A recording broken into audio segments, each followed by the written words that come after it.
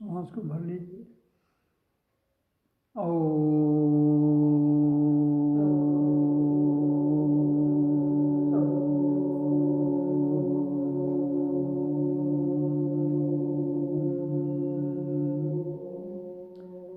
सांस को भर लीजिए।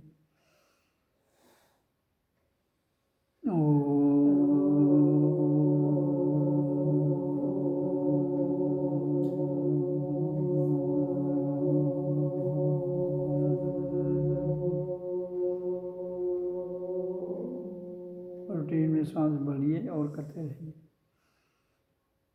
उच्चारण मेरे साथ करना, बाकी प्रोसेस करते रहिए।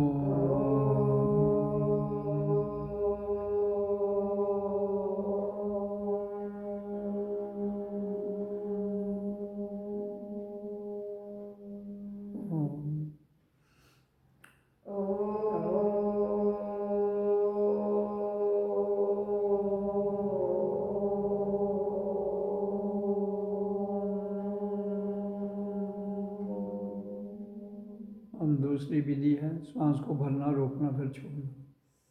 Breathe in stopping,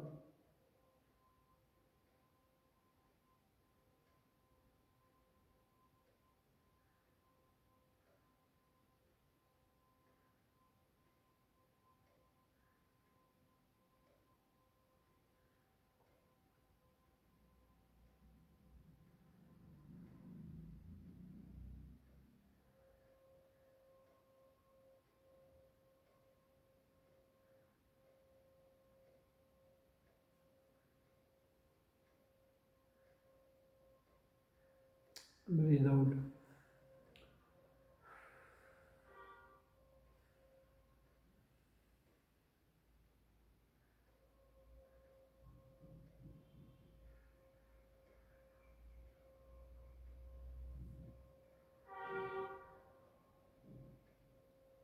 Breathe in.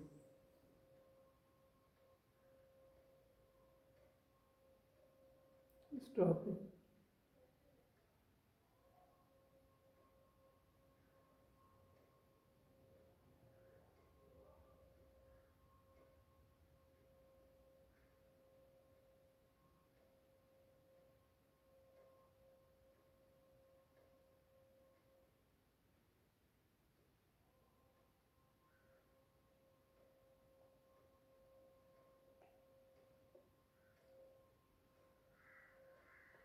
हाँ, ब्रीद आउट कर लीजिए अपने हिसाब से।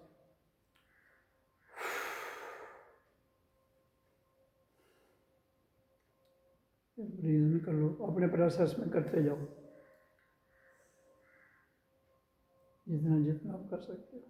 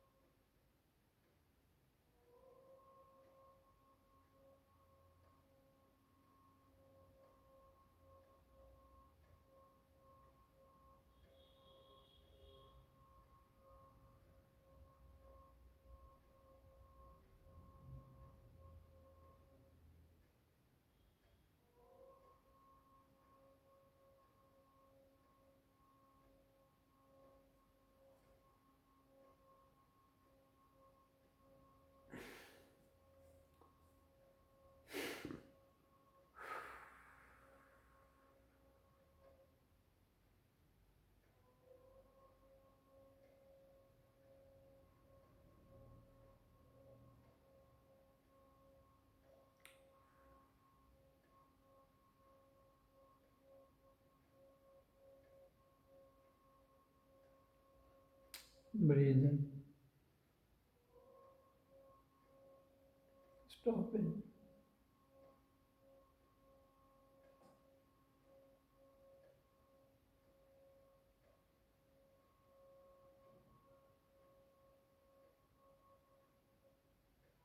Breathe out.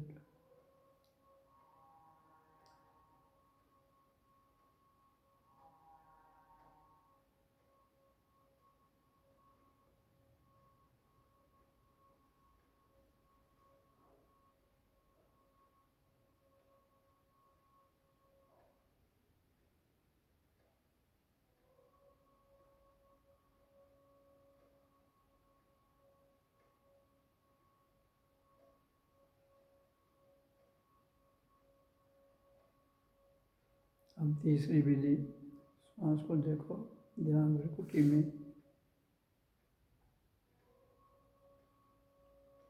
सांसों को देख, फील करो।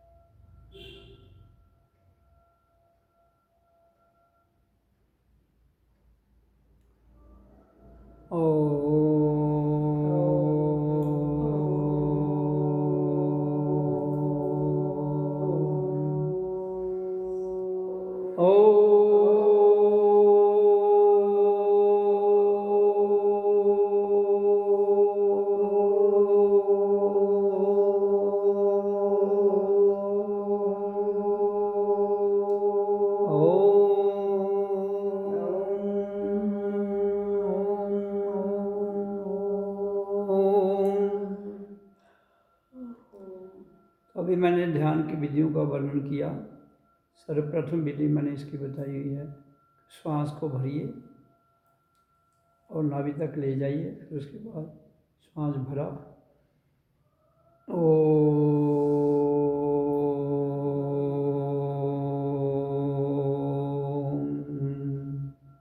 ये प्रथम विधि है। इसको आप ध्वनि के साथ भी श्वास को छोड़ सकते हो और बिना ध्वनि के भी।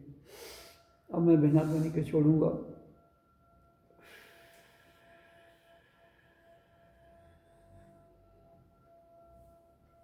बिना ध्वनि के आधा मुंह से आधा नाक से, और ध्वनि भी आधा मुंह से आधा नाक से। ये प्रथम विधि है। दूसरी विधि है, श्वास को अंदर ले जाना, ब्रीद इन जिसको कहते हैं। इसको रोक लिया, जितनी देर आराम से रोक सकते हैं रोकिए।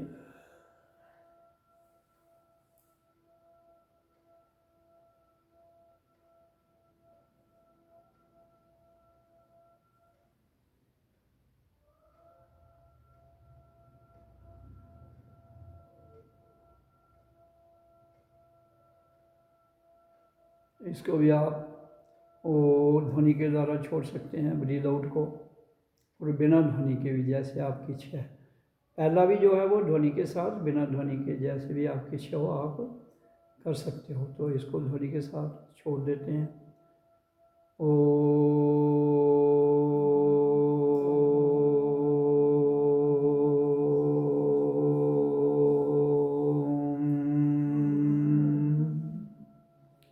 फिर ब्रीद इन, आप बिना ध्वनि के छोड़ेंगे। स्टॉप इन, रोक लीजिए।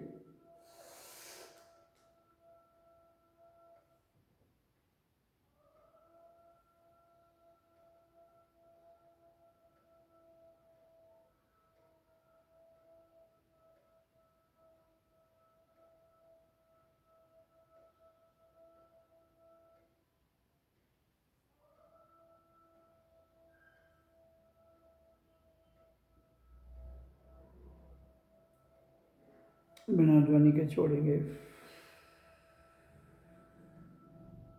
मुंह बांध अब नाक से।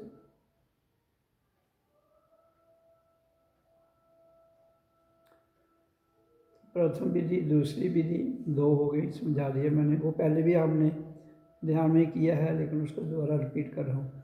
तीसरी विधि है इसकी, अब ये केवल शांत बैठना है आपको। श्वास आ रहा है जा रहा है, उसको फील करना है नाक से, और माथे पर ध्यान रखना है। तो ये तीन विधियाँ होंगी। तीनों विधियाँ 20-20 मिनट कर लेनी चाहिए, तो 1 घंटा हो जाता है। तो अब मैं थोड़ी सत्संग की चर्चा करता हूँ। देखिए, हमें इंसान को जीवन मिला है इस धरती पर, इस प्लेनेट पर, और ये प्लेनेट एक ऐसा है जिसको हम देवभूमि, लोक भूमि, स्वर्ग भूमि और नरक भूमि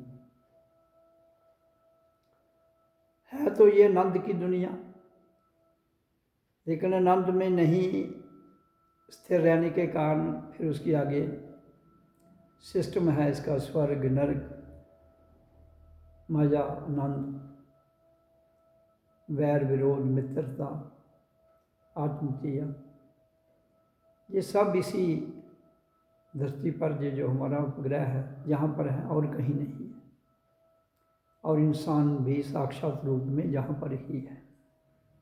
मानव देह और उसके भीतर रखी हुई 5 कर्म इंद्रियाँ, 5 ज्ञान इंद्रियाँ, और उनके विषय काम, क्रोध, लोभ, मोह, अहंकार, मन, बुद्धि है, अहम भाव, ये सारे दिमाग, मन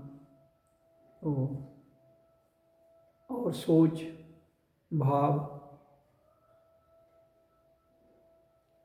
तो जब तक हम, ये सारा खेल प्रकृति का है, परमात्मा का खेल एक है, वो एक ही रहता है, आनंद और शांति, आंतरिक शांति और आंतरिक आनंद। शांति तो बाहरी भी है, आनंद बाहरी भी है, जिसको हम पदार्थों तक सीमित रखते हैं, मज़ा जिसको कहते हैं, और बाहर की शांति है टेम्परेरी। जब कामना पूरी हो जाती है तो शांति मिलती है, कामना फिर भड़कती है तो फिर दिक्कत आती है, फिर वो पूरी हो जाती है, फिर शांत हो जाती है। मतलब जिसका कह सकते हैं आप, आना और जाना प्रकृति में लगा रहता है। लेकिन एक हमारे पास बहुत बड़ी अच्छी बात है, धरती एक ऐसा प्लैनेट है, यहाँ कर्म होते हैं। इसलिए कहा है, कर्महीन नर पावत नाही। जो आदमी कर्म से हीन हो जाता है इस प्लैनेट पर, क्योंकि ये कर्म भूमि है, कहता है उसे कुछ भी नहीं प्राप्त होता है। इसलिए अगर हम कर्म करते हैं तो कर्म योग में, एक है कर्म भोग, एक है कर्म योग। तो भोग को भी लेना है और योग में भी जाना है। एक है मजा, एक है आनंद, मजा भी लेना है, आनंद में भी जाना है। वो सारा का सारा जो खेल है, मजा मन बुद्धि शरीर तक है, आनंद जो है वो जीवात्मा की बात है, आत्म की है, आत्म चेतना, उसमें आनंद है। जीव जो है वो सीमित है कहाँ तक, बाहरी मजे तक, क्योंकि चेतना जब तक जीव में ना आए, ना जागे, तब तक उसको आनंद की समझ नहीं आती है। इसलिए ये धरती हमें जो प्लैनेट के रूप में मिली है और कर्म भूमि है ये, इसलिए यहाँ पर कर्म प्रधान है। और फिर आगे जैसा हम कर्म करते हैं वैसा उसका फल भोगते हैं, ये भी यहाँ ही संभव है। तो हर प्रकार का ज्ञान, कर्म, सुविधा, असुविधा, पाप, पुण्य, वो इसी धरती पर ही है। लेकिन मैं कहता हूँ, फंसना कहीं नहीं, कहाँ जाना है, आनंद में, जो ना रुकता है, ना थमता है, ना उसको शर्म है। वो 24 घंटे आनंद की वर्षा हो रही है, आप लो ना लो, वो आपकी सोच है। इंसान ले ना ले, जानवर तो ले नहीं सकता है, क्योंकि उसका आंतरिक अवस्था इतनी विकसित नहीं है, उसके पास आत्म चेतना नहीं है, बाहरी चेतना है जो केवल हमारी प्रकृति में सूर्य लोक से नीचे ही रह जाती है, कुछ परतों तक है। लेकिन इंसान के पास प्रकृति में भी चेतना है, प्रकृति से परे भी चेतना है, जिसको अपरा और परा और उससे बाद तुर्यातीत अवस्था कहा गया है, कालातीत, भावातीत। तो ये सारी संभवता इंसान के भीतर है, उसे उस योग्य बना लेना जहाँ से हमारे भाव खत्म हो जाते हैं, शून्य हो जाते हैं, जहाँ से हमारा काल शून्य हो जाता है, जहाँ से हमारा अवस्थाएं शून्य हो जाती हैं। तो इसलिए मैं अपने जीवन में यही कर सत्संग की चर्चा करता हूँ, कर्म करो। और कर्म कितने प्रकार का है वो पहले भी बताया, आज फिर बता रहा हूँ। कर्म 2 प्रकार का है, एक कर्म है कर्म इंद्रियों का और एक है ज्ञान इंद्रियों का। ये 2 कर्म हैं। ज्ञान इंद्रियाँ जो हैं वो ज्ञान देती हैं, कर्म इंद्रिय कर्म करती हैं। लेकिन ये दोनों कर्म करते हुए तो हमने कर्मनिष्ठ भाव में जाना है। अगर हम कर्म करते करते करते कर्मनिष्ठ, कर्म योग, भोग से योग में जाएंगे, योग से कर्मनिष्ठता में जाएंगे, तो फिर संभव है कि हम कालातीत, भावातीत, तुर्यातीत विचार शून्य हो जाते हैं। काम तो करने से होता है, अभ्यास करते रहिए। सत्संग एक अभ्यास है, नाम शब्द भी एक अभ्यास है, और श्वास क्रिया जो सबसे महत्वपूर्ण है उसको भी नियंत्रण करने के लिए अभ्यास करना पड़ेगा, जिसके लिए मैंने ये 3 तरीके बताए। उसके बाद ध्यान स्वयं में लग जाता है अपने आप। जब अपने आप ध्यान लग जाए और फिर हमारा ऊपर का जो ब्रह्मांड है वो खुलता है, ये आज्ञा चक्र के ऊपर जब वो ज्ञान आंतरिक ज्ञान ऊपर से जो आता है वो उसको हम कहते हैं परमात्मा का ज्ञान, जो हमें आनंद की ओर ले जाता है, जो हमें परम शांति की ओर ले जाता है, परम आनंद की ओर ले जाता है। इसलिए हमारे पास अगर एक चीज़ है तो हमें ना मिले तो इसका मतलब हम वंचित रह गए। आपने संसार का मजा ले लिया, बीवी बच्चे पैदा कर दिया, अपना वंश बढ़ा लिया, शादी कर ली, अपनी काम वासना को ठंडा कर लिया समय की धारा में, तो वो तो एक कर्म है जो मेन कर्म है। दूसरा क्या? अपने आप को जानना, आनंद लेना, आनंद में जाना, आनंद में 24 घंटे वर्षा हो रही है, उसका सिस्टम चल रहा है, 24 घंटे उसी सिस्टम में रहना, या 1 घंटा, आधा घंटा, 10 मिनट, तो ये भी हम सबका फर्ज है, नहीं तो हम कहीं ना कहीं वंचित रह जाएंगे। तो पहले तो मैं आपको बता दूं, अगर हम कर्म योगी नहीं हैं, कर्मनिष्ठ नहीं हो सकते, फिर केवल कर्म भोगी तो हो सकते हैं, और फिर हम कर्म योग और निष्ठ नहीं होंगे तो फिर हम उस आनंद में भी नहीं जा सकते। क्यों? कि वहाँ राग द्वेष, भेदभाव, ऊंच नीच, धर्म, शास्त्र, ये सब नीचे रह जाते हैं, वाणी नीचे रह जाती है, शब्द नीचे रह जाते हैं, श्वास क्रिया नीचे रह जाती है, अनहत नाद ध्वनि नीचे रह जाती है। तो जितने भी हमारे अभ्यास के क्रिया के जितने भी विधियाँ हैं वो सब की सब छूट जाती हैं और नीचे रह जाती हैं, हम उससे ऊपर चले जाते हैं।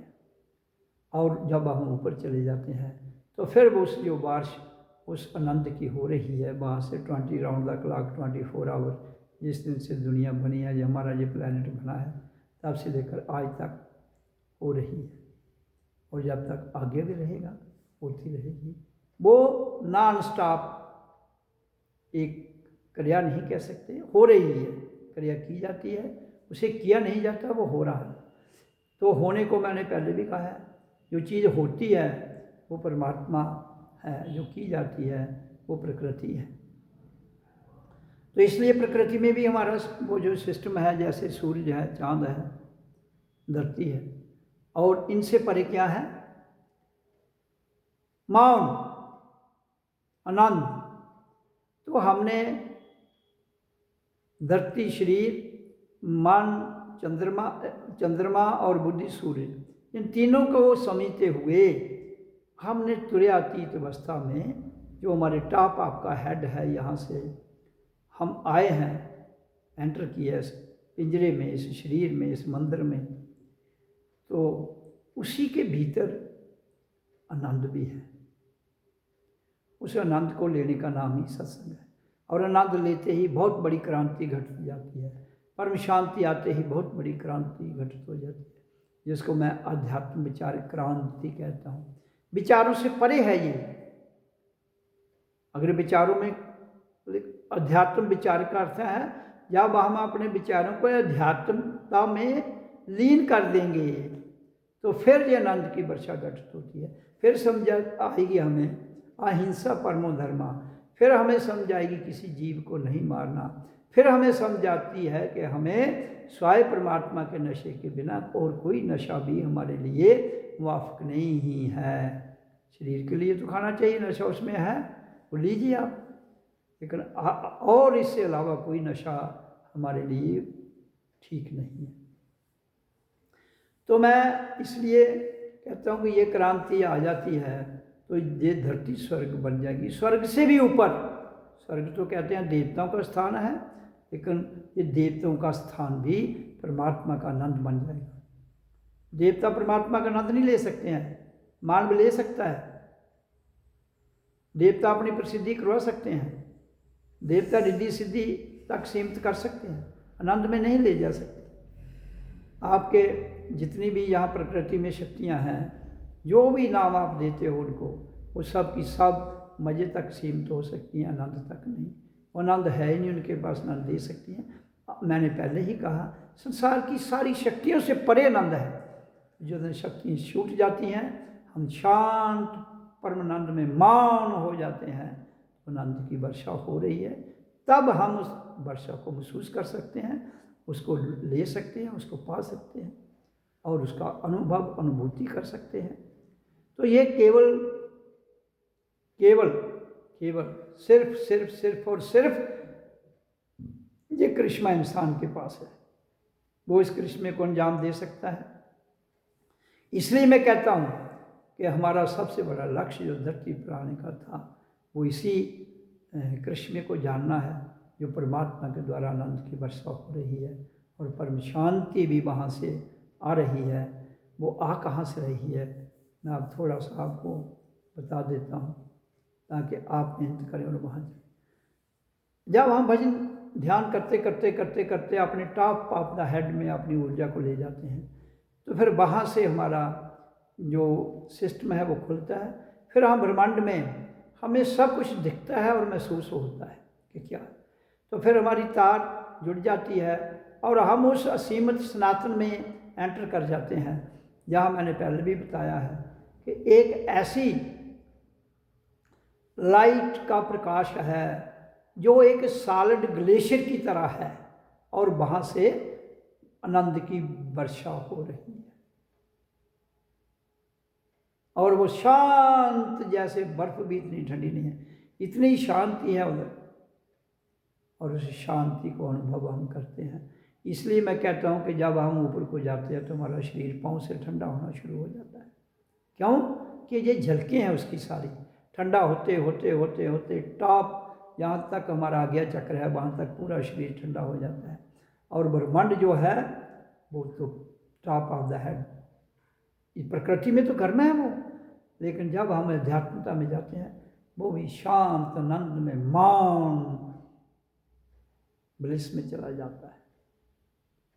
तो इसलिए ये हर कोई अनुभव कर सकता है जो उसके योग्य बनता है, जो सत्संग में अपने आप को ध्यान में, समाधि में और अपनी शून्यता में जाते हुए महाशून्य में एंटर कर जाता है। ये केवल मात्र इंसान के पास है, कोई देवता, कोई ताकत और वहाँ नहीं पहुँच सकती, ना ही जान सकती है, पहुँच भी नहीं सकती और जान भी नहीं सकती। इंसान है, ये अति सूक्ष्म भाव में जाता है वहाँ, तो वो उसका जाना हो गया। और फिर जब वो अति सूक्ष्म भाव में हमारे सिस्टम, हमारे ब्रह्मांड का सिस्टम हमारे आज्ञा चक्र से जुड़ा होता है, तो आज्ञा चक्र ज्ञान का द्वार है, वो सारे ज्ञान को पिकअप कर लेता है और फिर आगे उसका वर्णन कर देता है। इसी बेस पर सारे ये इस दुनिया के शास्त्र लिखे गए। दुनिया के जितने भी ग्रंथ, शास्त्र, कुरान, प्राण, वेद, गीता, रामायण, सब के सब जब ऊपर से ज्ञान जो कहते हैं आता है, ऊपर से वर्षा होती है, आज्ञा चक्र में आती है और आज्ञा चक्र में हमें वो ज्ञान होता है। हम बोलते हैं वो ग्रंथों में, उसको लिखा जाएगा तो ग्रंथ कह लो, शास्त्र कह लो, जो मर्जी कह लो आप उसे, लेकिन ज्ञान वो इंसान के द्वारा ही प्रकट किया गया है। इसलिए कोई देवी देवता ने प्रकट नहीं किया है, इंसान ने। ऋषि मुनि हुए, इंसान हुए। साक्षात में अगर कोई देवी देवता कह सकते तो इंसान को कह सकते हो।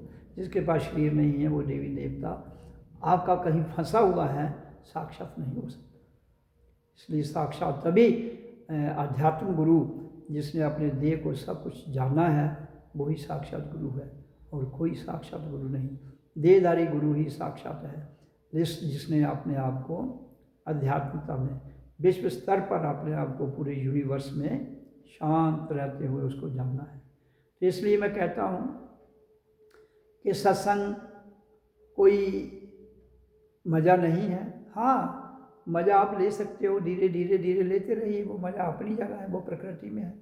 लेकिन प्रकृति को चीरते हुए आगे चले जाओ, सूर्य लोक से आगे सब लोग, पाताल, भूलोक और आकाश का सिस्टम जितना है, इसका ब्रह्मांड लोक के अंत तक जाने के लिए आपके पास क्षमता है।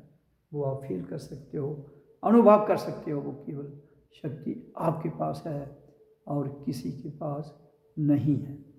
इसलिए मैं कहता हूँ कि आप जीवन के रहते हुए जीवन आपको मिला है, ध्यान की विधि से आप सांसों को कंट्रोल करते हुए आपका जीवन स्पैन भी बढ़ जाता है। इसलिए मैं कहता हूँ कि जिस आदमी ये आप सबके पास है, एक नॉर्मल आदमी और जिसके कर्म भी गड़बड़ है, वो अपने कर्मों को दोबारा जागृत करते हुए वो अपने लाइफ स्पैन को बढ़ाते हुए इस लक्ष्य को प्राप्त कर सकता है। क्यों कि हमारा जन्म तो कर्मों के आधार पर यहाँ होता है। अगर गड़बड़ कर्म है तो हो सकता है आप जल्दी से भी उठ जाओ, लेकिन अगर उन कर्मों को बदलना चाहते हो, आप चोर डाकू लटेरे पिछले जन्म में कुछ भी रह चुके हो, इस जन्म में आकर उसे साध सकते हो। ये बहुत बड़ा ऑप्शन इंसान को मिला है। क्यों? ऐसे तो इंसान कहता है मेरी किस्मत है। किस्मत तुम्हारी है, तुमने बनाई है, यू कैन चेंज इट। जो चीज़ तुम्हारे द्वारा बनाई गई है उसको तुम खत्म भी तो कर सकते हो, नई दुनिया में बिछा सकते हो। एक मकान पुराना आपके द्वारा बनाया गया, उस मकान को ढह दीजिए, नया खड़ा कर लीजिए। पुराने जन्म के कर्म आपके अगर गड़बड़ है, नए जन्म में इनको भस्म कीजिए। कैसे? ध्यान के द्वारा अपने श्वासों को कंट्रोल कर लो, आपका पुराना जन्म भी भस्म हो जाएगा। अगर कर्महीन जन्म है तो भी आप अगर आए हो, आपने आपको उत्थान के लिए आए हो, लेकिन आप यहाँ के तथाकथित जो शक्ति हैं काल की, उनके भीतर ग्रैप हो जाते हो, वो आपका काम कर देती है। वो नहीं चाहती हैं आप उनसे मुक्त हो जाएं, लेकिन आप अपने लालच में फंसकर उनके गुलाम बन जाते हो। फिर आपको एक लालच से दूसरा लालच, क्योंकि इंसान लालच से भरा हुआ है, उसको एक पूरा होता है दूसरा जाग जाता है, दूसरा पूरा होता है तीसरा जाग जाता है। इसलिए काल का काम है लालच देना, पूरा कर देना। इंसान फंस जाता है, फिर वो रह जाता है उस आनंद से, उस मौन से, जिसकी मैं चर्चा करता हूँ, सत्संग में चर्चा करता हूँ। इसलिए बड़ा स्पष्ट भाव से कहता हूँ, जितने भी यहाँ पर आपके मान्यता में जो जिनको तुम तथाकथित देवी देवता मत, उनकी पूजा की जरूरत नहीं है, उनको जगाने की जरूरत है, उनको जगाकर उनको भस्म करने की जरूरत है। क्यों? वो भस्म हो जाएंगे, उनका कल्याण होगा, उनका कल्याण मानव के द्वारा होगा, संत महापुरुषों के द्वारा होगा। तो संत महापुरुष मानव भी हो सकता है। अगर कोई पहले संत रहा, वो चला गया है, दोबारा वो शरीर में आएगा तो कल्याण करेगा। लेकिन आपने उनके बुत प्रस्ती खड़ा करके उसकी पूजा करके कहते हो यहाँ से मिलेगा। You have to put your own energy, आपको अपनी ही ऊर्जा लगानी पड़ेगी, वहाँ से कुछ मिलना नहीं है। ठीक है, थोड़े समय के लिए एकाग्रता तो आ सकती है, थोड़े समय के लिए आपको चैन मिल सकता है, अंततः आपको अपने आप में जाना है। उस चैन से आपको रिद्धि सिद्धि मिल सकती हैं, धन भी आ सकता है। काम धन तो ऐसे भी आएगा, धन का तो इशू उसके साथ नहीं है, लेकिन आपको भ्रमित कर दिया गया, आपको फंसाया गया है कि ये करो तो माया आएगी, वो करो तो लक्ष्मी आती है।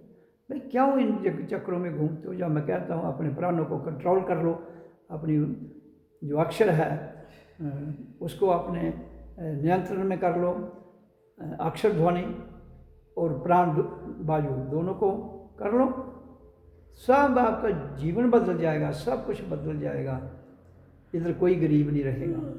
जो हमारी धरती का निरंतरता कहते हैं कि गरीबी को हटाओ, गरीबी हटाने का सबसे सरल और कर्मनिष्ठा योग के द्वारा ही यहाँ से गरीबी मिट सकती है, और जहाँ में शांति समृद्धि आ सकती है, और जहाँ पर हर आदमी अपने इस स्वर्ग धारी प्लैनेट में रह के हुए अपना आनंद लेते हुए अपने जीवन को जब चाहे छोड़ सकता है।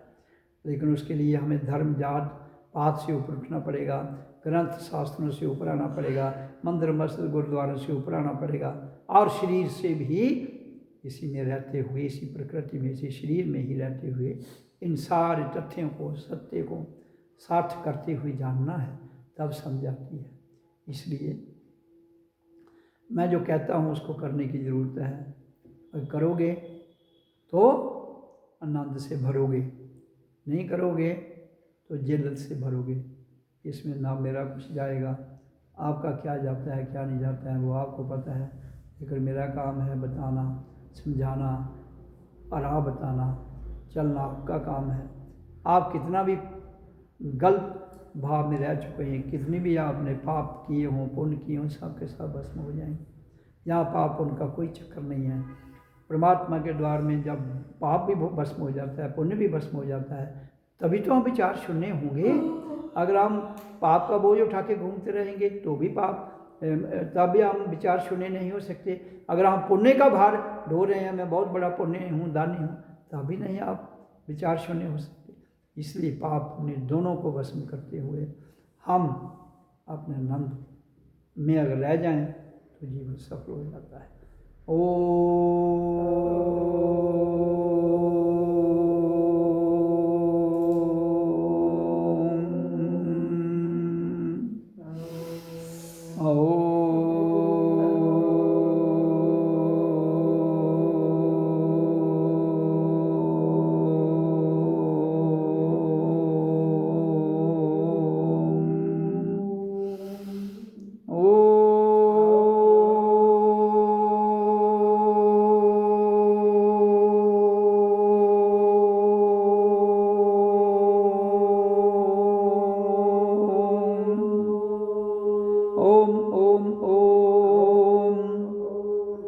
मैंने वाणी को आपके समक्ष रखा।